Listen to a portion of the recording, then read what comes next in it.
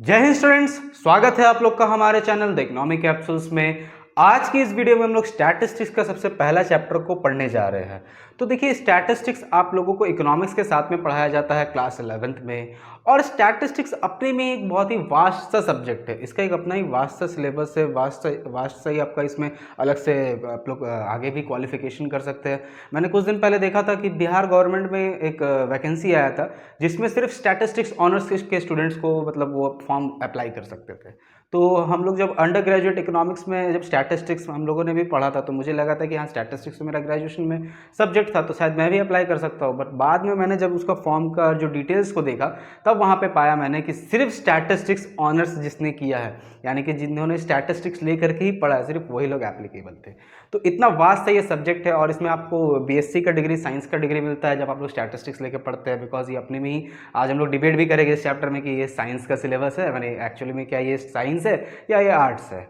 तो बिना बात गवाए वीडियो की शुरुआत करते हैं। और समझिए, देखिए, स्टैटिस्टिक्स जो ये पार्ट है हम लोग सिर्फ इकोनॉमिक्स के पर्सपेक्टिव से पढ़ेंगे, बिकॉज स्टैटिस्टिक्स का बहुत सारे अदर सब्जेक्ट्स पे भी यूज़ होता है। तो चलिए समझते हैं हम लोग इकोनॉमिक्स का टर्म्स में हम लोग का स्टैटिस्टिक्स का क्या मतलब होता है। अगर हम लोग इकोनॉमिक्स के बारे में बात करें तो what is economics? Economics is the study of how people and society choose to employ scarce resources.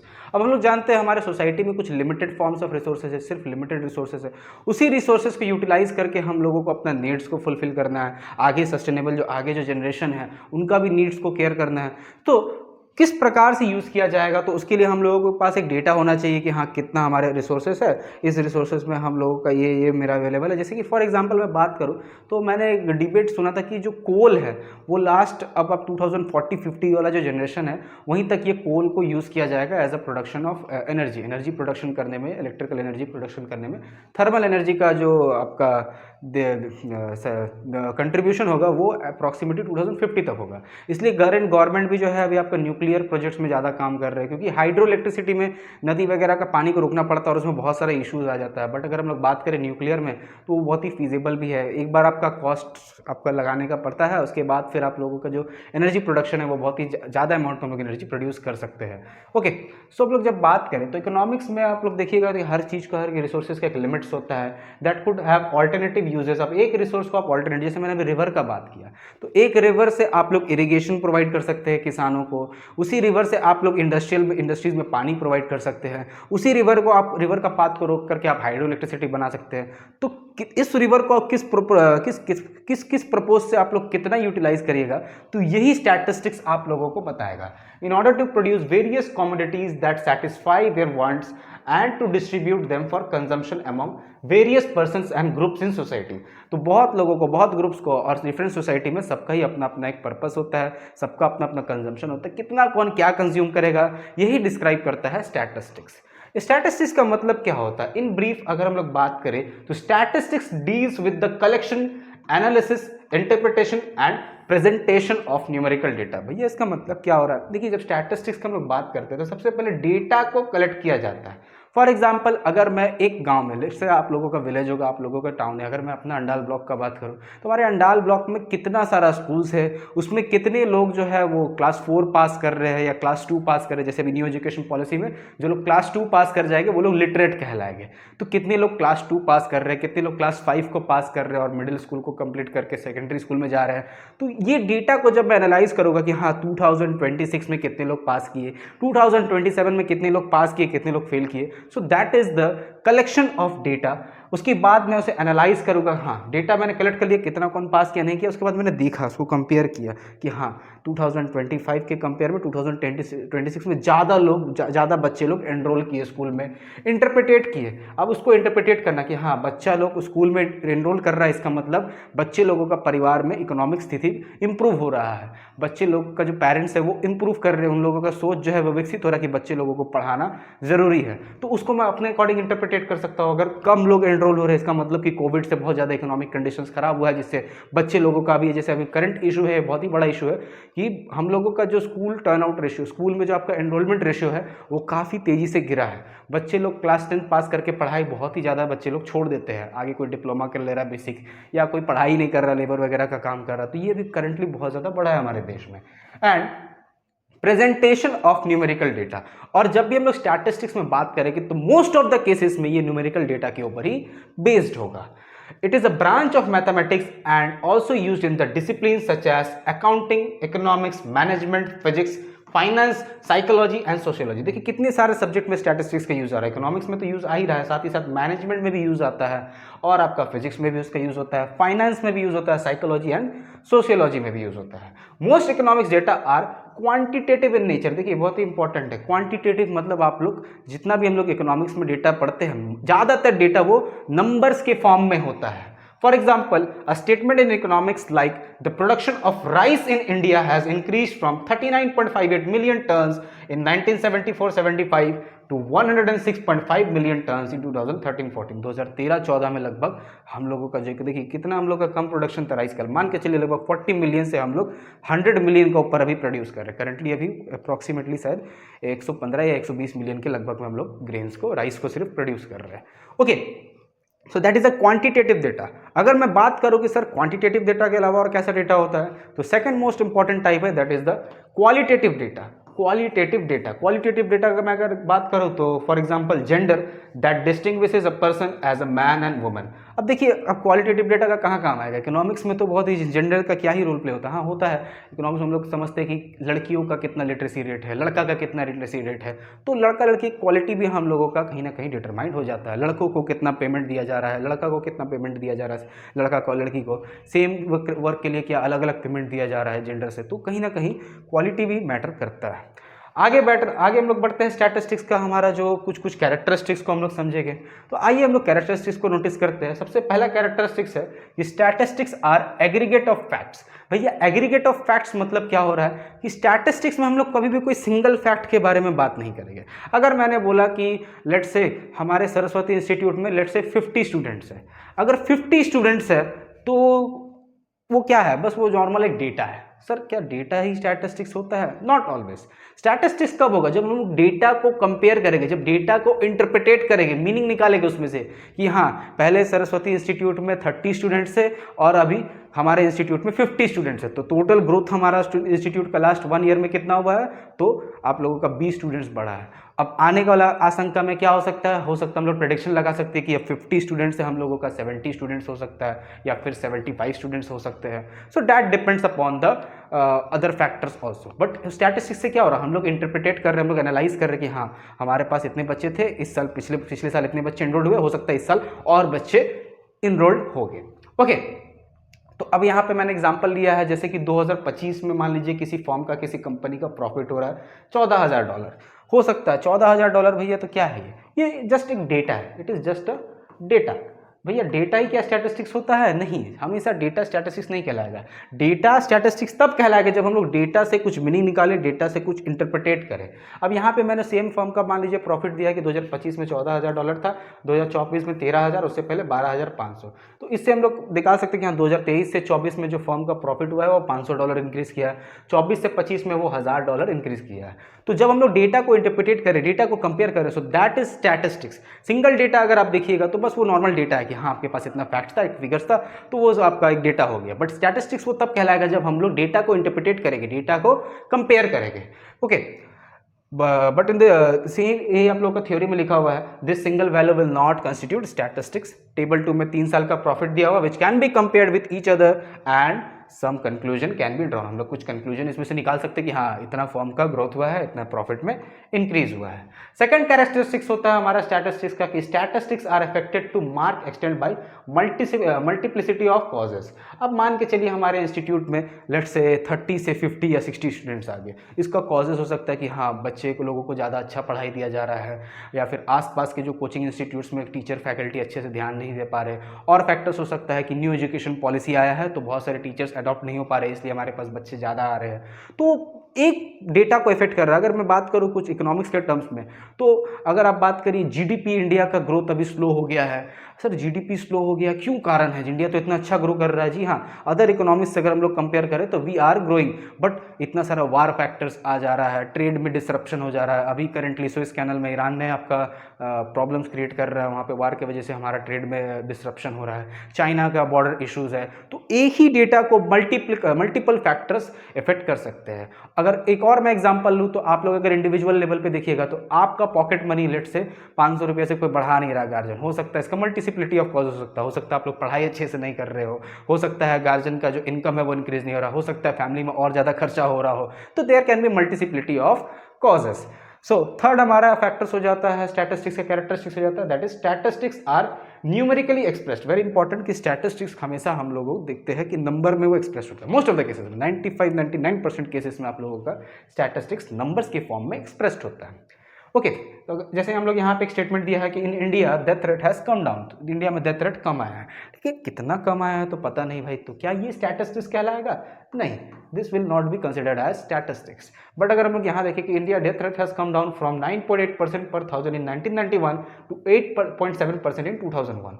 2001 में हम लोगों का अगर हम लोग कंपेयर करेंगे 1991 से 2001 में, तो 9.8% से 8.7% हमारा डेथ रेट हुआ है कि यहाँ पे हम लोग का 1 पॉइंट समथिंग परसेंटेज में डेथ रेट डिक्रीज हुआ है। अच्छा, अगर मैं बात करूँ कि मैं इस सेंटेंस को छुपा दूँ, ये वाला सेंटेंस को मैं छुपा दूँ, तो क्या ये स्टैटिस्टिक्स कहलाएगा?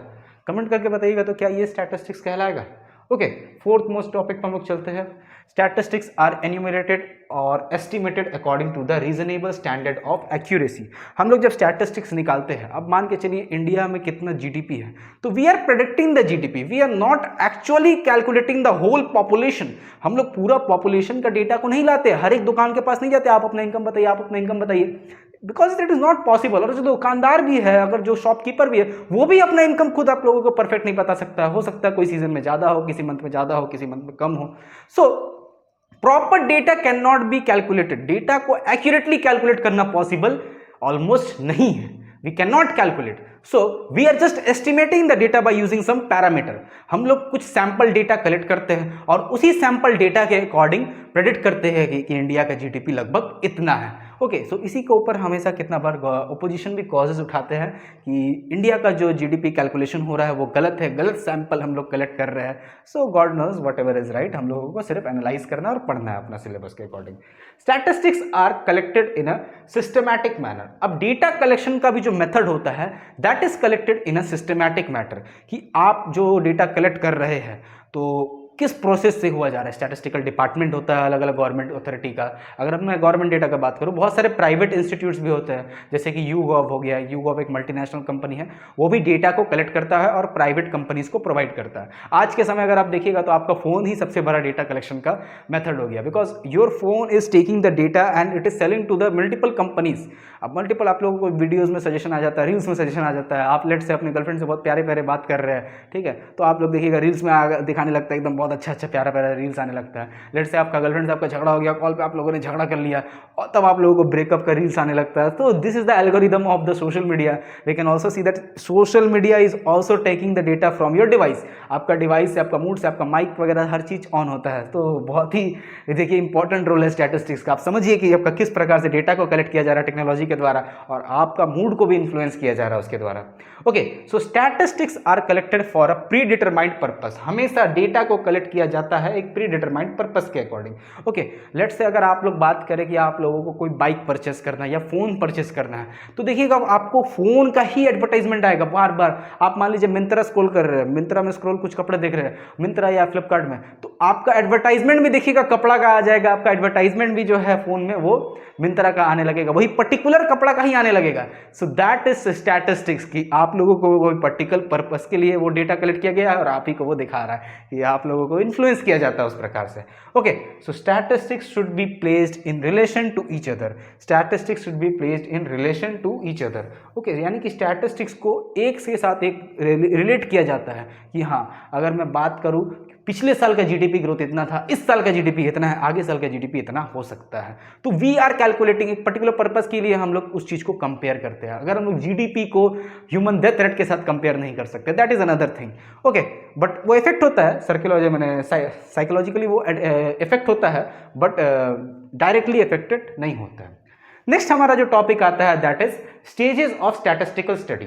What do you mean by stages of statistical study? जब डेटा को कलेक्ट किया जाता है, उसको इंटरप्रेट किया जाता है, तो बहुत सारा प्रोसेसेस होता है। उसमें से बेसिक जो आप लोगों का प्रोसेस होता है, जो प्रोसेस होता है, that is collection of data. सबसे पहला हमारा जो प्रोसेस होता है that is collection of data. Data को कलेक्ट किया जाता है। इसके ऊपर आप लोगों का पर्टिकुलर ये सारा जो टॉपिक्स है, इसके ऊपर एक पर्टिकुलर चैप्टर्स भी है आप लोगों का स्टैटिस्टिक्स की किताब में, और भी कुछ कुछ अलग अलग चैप्टर्स इंक्लूडेड है। तो अगर मैं बात करूं कलेक्शन ऑफ डेटा, तो डेटा को कलेक्ट करने का प्रोसेस किस प्रकार से कलेक्ट किया जा रहा है, डायरेक्टली कलेक्ट किया जा रहा है, प्राइमरी डेटा है या वो सेकेंडरी डेटा है, सो दैट डिपेंड्स। हम लोग वो फर्दर चैप्टर्स में डिस्कस करेंगे। अभी बस ये फ्लो चार्ट को आप लोग समझ लीजिए।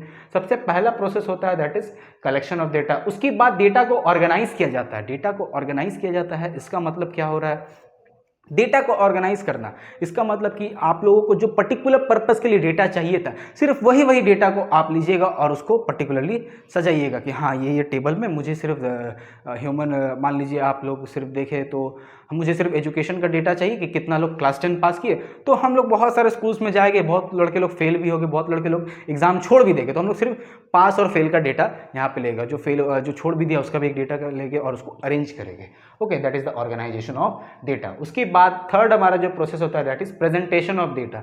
अब प्रेजेंटेशन डेटा का किस प्रकार से होता है, अगर हम लोग एक बेसिक फॉर्म में बात करें तो हम लोग टैबुलर फॉर्म में हम लोग करते आते थे, स्टैटिस्टिक चैप्टर आता था, डेटा हैंडलिंग, कुछ उसी प्रकार में हम लोग प्रेजेंट करते थे। और भी बहुत सारा प्रोसेस होता है, पाई चार्ट में उसको प्रेजेंट करना, हिस्टोग्राम में प्रेजेंट करना, तो we will discuss further about this topic. Fourth हमारा जो प्रोसेस होता है that is analysis of data. Data को एनालाइज करिए कि हाँ इंडिया में इतना आप लोगों का एनरोलमेंट रेट हुआ, इतना आप लोगों का लोग पास किए, इतना लोग बहुत अच्छा से पास किए, 90% का ऊपर मार्क्स लाए, इतना लोग फेल हो गए। So that is the analysis of data. और उसके बाद आप इंटरप्रिटेट करिएगा डेटा को। सेवेंथ हमारा जो टॉपिक रहता है इंटरप्रिटेशन ऑफ डेटा। इसका मतलब आप इंटरप्रिटेट करिएगा, मीनिंग निकालेगा कि इंडिया में लिटरेसी रेट बढ़ रहा है, इंडिया में एग्जाम का लेवल किस प्रकार से था। आप वही डेटा से मल्टीपल मीनिंग्स निकाल सकते हैं और उससे फिर उसको मार्केटिंग के लिए भी यूज़ किया जा सकता है। क्लास 10 पास किया तो आप 10 कितना पास किया, चल गया यूट्यूब में आप लोगों का डेटा चला गया और आप लोगों को फिर HW VW का ये सब का ऐड आने लगेगा। ओके, कि आप लोग मेरा बैच परचेस करिए, ये लीजिए वो लीजिए, तो वो फिर आस्ते आस्ते आप लोग भी इन्फ्लुएंस हो जाते हैं। एनीवे, नेक्स्ट हमारा जो टॉपिक आता है that is nature of statistics. मैंने जैसे कि आप लोगों को मैं बता रहा था कि स्टैटिस्टिक्स एक बहुत ही इंपॉर्टेंट डिबेट था। तो करेंटली मैं यूनिवर्सिटी में जब पढ़ रहा था, मैं लास्ट ईयर का ये बात है, तो जब मैं मास्टर डिग्री का अपने फाइनल फेज में था तो वहाँ पर एक दीदी से मुझे मुलाकात हुई थी। मैंने दीदी क्या बोलूँगा, वो सीनियर थी उम्र में बट लेवल में वो सेम थी। तो she was pursuing the degree of statistics masters. Statistics में वो मास्टर डिग्री परस्यूड कर रही थी और उनका जो डिग्री था that was also MSc in statistics. जैसे इकोनॉमिक्स में भी हम लोगों का ये डिपेंड हो जाता है कि क्या इकोनॉमिक्स एक आर्ट्स का सब्जेक्ट है या एक साइंस का सब्जेक्ट है। अब करंटली वेस्ट बंगाल में मैंने इकोनॉमिक्स का डिग्री लिया तो that is MSc in economics. मेरा जो डिग्री है MSc इन इकोनॉमिक्स है। यूपी बिहार में आप लोग डिग्री लीजिएगा तो वो MA BA इकोनॉमिक्स ऐसे आता है। हम लोग को मैथमेटिक्स स्टैटिस्टिक्स कम पढ़ाया जाता है। ओके, जब मैं बात करूँ स्टैटिस्टिक्स एज अ साइंस, तो अकॉर्डिंग टू क्रॉक्सटन एंड कॉर्डन, भाई क्रॉक्सटन और कॉर्डन कौन है भाई, बस आप लोग को नाम याद रहा तो ठीक है, नहीं भी याद रहा कोई दिक्कत नहीं है। दे वर टू इंपॉर्टेंट स्टैटिस्टिशियन, तो वो लोग बहुत ही इंपॉर्टेंट स्टैटिस्टिक्स में फील्ड में उन लोगों का रोल था। तो इन लोगों के according statistics is not a science, it is a scientific method. Statistics एक अपने में साइंस नहीं है बट ये इसका जो मेथड है दैट इज साइंटिफिक। जो कलेक्शन हो रहा है हम लोग निकाल रहे हैं, एक लॉजिक से इंटरप्रिटेट कर रहे हैं, so the method is scientific. According to Wells and Roberts, ये लोग भी कौन है भाई, ये लोग भी कोई स्टैटिस्टिशियन हो गए। ओके, हम लोगों को उतना नहीं जानना है, बस नाम दे दिया। So statistics is not a body of substantive knowledge but a body of the methods for obtaining knowledge. तो स्टैटिस्टिक्स एक अपने में ही कोई ज्ञान नहीं है पर ये एक मेथड है जिससे हम लोग इंपॉर्टेंट ज्ञान को इंटरप्रिटेट कर सकते हैं।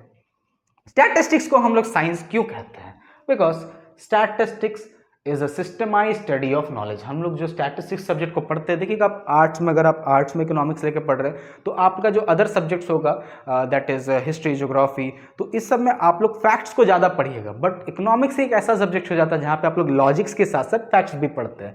So you have to interpret both of them. So second हमारा इंपॉर्टेंट जो टॉपिक आ जाता है why stats as a science में, कि its methods are serial wise. इसके जो मेथड्स है वो एकदम पर्टिकुलरली डिफाइंड है, वेल डिफाइंड मेथड है। Okay, its rules are universal. जैसे फिजिक्स में एक रूल्स होता है, every law has an equal, every action has an equal and opposite reaction. Similarly आपका स्टैटिस्टिक्स में भी जो रूल्स होता है, collection of data, interpretation of data, इसका रूल्स यूनिवर्सल है। पूरा दुनिया में कहीं भी चल जाइए आप, इसका सेम रूल्स को फॉलो किया जाता है। फोर्थ हमारा हो जाता है कि स्टैट्स को साइंस हम लोग क्यों समझते हैं भाई, the cause and effect relationship are clear, कि कॉज एंड इफेक्ट की जीडीपी में इंडिया का ग्रोथ हुआ है तो ये मेजर फैक्टर्स था, अगर रजिस्ट हुआ है तो ये मेजर रजिस्टिव फैक्टर्स था। फोरकास्टिंग इज मेड, हम लोग जैसे फिजिक्स में भी फोरकास्ट करते हैं, केमिस्ट्री में भी फोरकास्ट करते हैं कि पीरियोडिक टेबल जो है वो और भी मेटल नॉन मेटल हो सकता है फ्यूचर में डिस्कवर्ड हो जाए। सिमिलरली इकोनॉमिक्स में स्टैटिस्टिक्स में भी हम लोग फोरकास्टिंग करते हैं कि जीडीपी जो हमारा डाउन हो रहा है, हो सकता है ये आने वाला टाइम में फिर अप हो जाएगा, हो सकता है वार जब खत्म होगा तो इंडिया का जीडीपी, इंडिया का शेयर मार्केट वापस हील अप हो जाएगा। नेक्स्ट जो हमारा इंपॉर्टेंट टॉपिक है कि स्टैटिस्टिक्स हम लोग साइंस के तौर पे क्यों समझते हैं, there should be a feature of mobility, तो एक फीचर ऑफ मोबिलिटी की स्टैट्स में हम लोगों का time to time data interpret होता है, टाइम टू टाइम चीज़ों में बदलाव आता है। ओके, नेक्स्ट हम लोग समझेंगे कि criticism of statistics as a science, की स्टैटिस्टिक्स को बहुत लोग साइंस नहीं भी मानते हो, भाई क्यों नहीं मानते। So statistics are true only on averages. अभी जैसे हम लोगों ने बात किया कि स्टैटिस्टिक्स में हम लोग एवरेज के अकॉर्डिंग, एक अप्रॉक्सीमेट के अकॉर्डिंग डेटा को कलेक्ट करते हैं।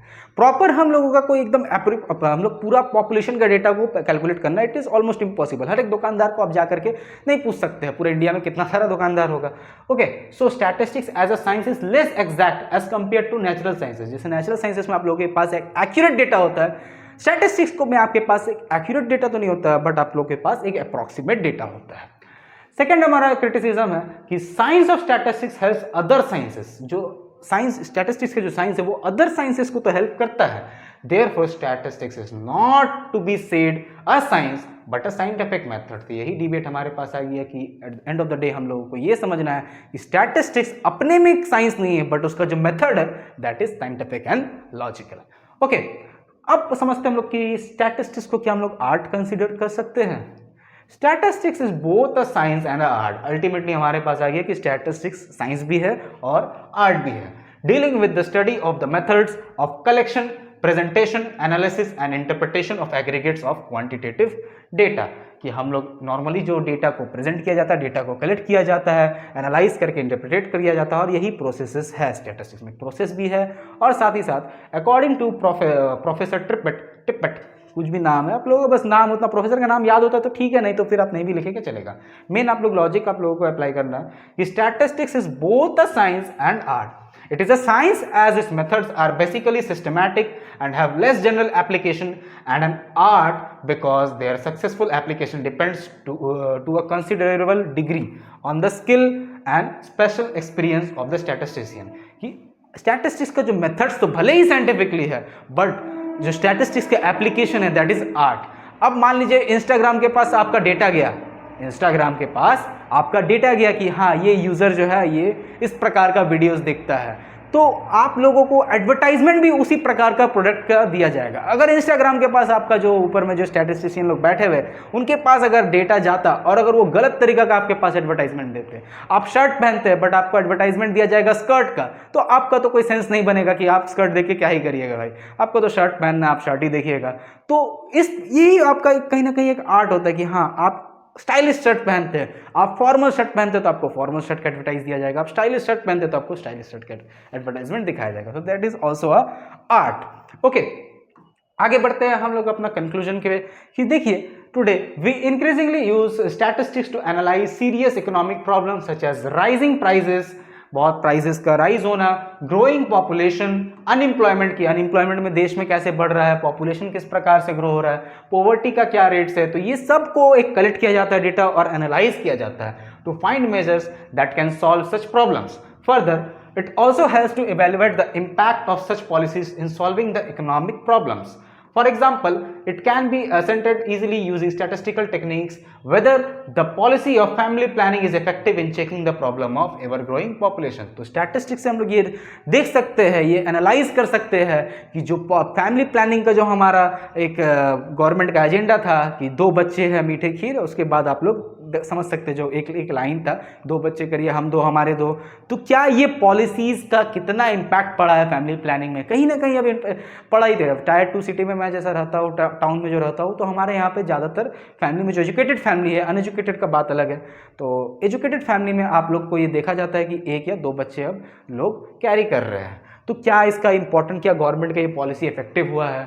In economic policies Statistics plays a vital role in decision making. For example, in the present time of rising global oil prices, अभी देखिए ईरान वगैरह का वार चल रहा है और भी फर्दर जो ट्रम्प का जो सैंक्शंस वगैरह लग गया था 2025 में, तो ये जो प्राइस राइज हो रहा है, तो it might be necessary to decide how much oil India should import in 2025।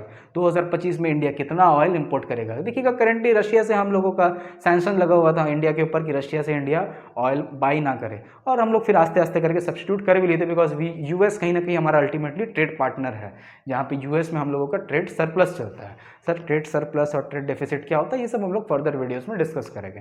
तो अब यूएस के साथ अभी करंटली जैसे कि ऑयल का भी जो ये क्राइसिस हुआ है ईरान वगैरह का वजह से, तो यूएस ने परमिट दे दिया कि हाँ आप अपना नीड्स के लिए रशिया से ऑयल परचेस कर सकते हैं up to 30 days. Okay, the decision to import would depend to the expected domestic production of oil and the likely demand for the oil in 2025। Ultimately जो 2025 में आप लोगों को कितना ऑयल का डिमांड होगा और कितना हम लोगों के पास स्टोरेज है, कितना कैपेसिटीज़ है, उसके ऊपर हम लोग डिसाइड करेंगे कि हाँ कितना कितना ऑयल हम लोग परचेस करेंगे। Without the use of statistics it can not be determined what the expected domestic production of oil and likely demand for it would be। हम लोगों के पास अगर डेटा रहेगा ही नहीं है, डेटा की कितना हम लोगों का डिमांड है, अब मान के चलिए आज का प्रेजेंट टाइम में हम लोगों का ऑयल का जितना डिमांड है, क्या आज से 30 साल पहले उतना ही डिमांड था? ऑब्वियस सा बात है, 30 साल पहले पॉपुलेशन भी कम था, साथ ही साथ गाड़ियां भी कम दौड़ती थी, तो ऑयल का डिमांड उस समय कम था। आने वाला टाइम हो सकता है ऑयल का डिमांड और बढ़ जाए, आने वाला टाइम हो सकता है ऑयल का डिमांड और कम हो जाए, because we are shifting towards EV. Thus, the decision to import oil cannot be made unless we know the actual requirement of the oil। कि हम लोग ऑयल का एक्चुअल में कितना हमारा रिक्वायरमेंट है उसके ऊपर डिपेंड करेगा कि हम लोगों को ऑयल कितना परचेस करना है। This vital information that helps to make the decision to import oil can only be obtain statistically. हम लोग ये कितना ऑयल हम लोगों का ज़रूरत है, कितना हम लोगों का रिक्वायरमेंट होगा, तो यहाँ पे हम लोगों ने एग्जांपल से समझा कि स्टैटिस्टिक्स का क्या इंपॉर्टेंट रोल है। आप लोग देखिएगा आज के समय statistics as a individual subject एक इंटरेस्टिंग सा फैक्ट है कि डेटा एनालिसिस, डेटा इंटरप्रिटेशन का जॉब्स भी बहुत ज़्यादा अवेलेबल हो रहा है मार्केट में। डेटा का रिक्वायरमेंट, डेटा को किस प्रकार से आप लोगों को कॉर्पोरेट में बहुत सारा डेटा का रिक्वायरमेंट होता है, कॉर्पोरेट में भी बहुत सारा डेटा एनालिस्ट का जॉब्स है। स्टडी IQ में जैसे प्रशांत धवन सर एक पर्सनली डेटा कोर्स प्रोवाइड करते हैं, तो कहीं ना कहीं स्टैटिस्टिक्स आज का समय बहुत ही इसका रिक्वायरमेंट बढ़ रहा है। तो इस वीडियो में हम लोगों इस चैप्टर को किया है समाप्त। वीडियो पसंद आई तो लाइक कर दीजिएगा, चैनल बने तो सब्सक्राइब कर दीजिएगा। और ऑफलाइन स्टूडेंट्स के लिए एक बहुत ही इंपॉर्टेंट अपडेट है कि हम लोगों का ऑफलाइन बैच स्टार्ट हो चुका है, मैंने स्टार्ट होगा 15 अप्रैल से। आप लोग एनरोल कर सकते हैं। हमारा कोर्स फी होने वाला है इकोनॉमिक्स के लिए, इकोनॉमिक्स क्लास 11 एंड 12 के लिए हमारा जो कोर्स फी होने वाला है ओनली 600 पर मंथ होने वाला है। क्लास 11 एंड 12 के लिए इकोनॉमिक्स का हमारा जो कोर्स फी होने वाला है ओनली 600 पर मंथ, और इसमें आप लोगों को प्रिंटेड नोट्स भी दिया जाएगा। प्रिंटेड नोट्स और सारा स्टडी मटेरियल्स आप लोगों को इसके साथ में दिया जाएगा। तो आप लोग जल्द से जल्द एनरोल कर सकते हैं। हमारा एड्रेस है गोसाई मार्केट, साउथ बाजार मोड़, अंडाल, और सरस्वती इंस्टीट्यूट में आइए। आप लोग इकोनॉमिक्स मेरे साथ पढ़िए और मैं ही पूरा कोर्स को प्रोवाइड करने वाला हूँ। आप लोगों को मैं एश्योरिटी देता हूँ कि जितने भी स्टूडेंट्स मेरे पास एनरोल होंगे, मैं आप लोगों को ये वादा करूँगा कि 80 में आप लोगों का 80 में 80 आ करके ही रहेगा, अगर आप मेरे पॉलिसीज़ के अकॉर्डिंग पढ़े। तो मिलते हैं अगले वीडियो में, तब तक के लिए जय हिंद, वंदे मातरम।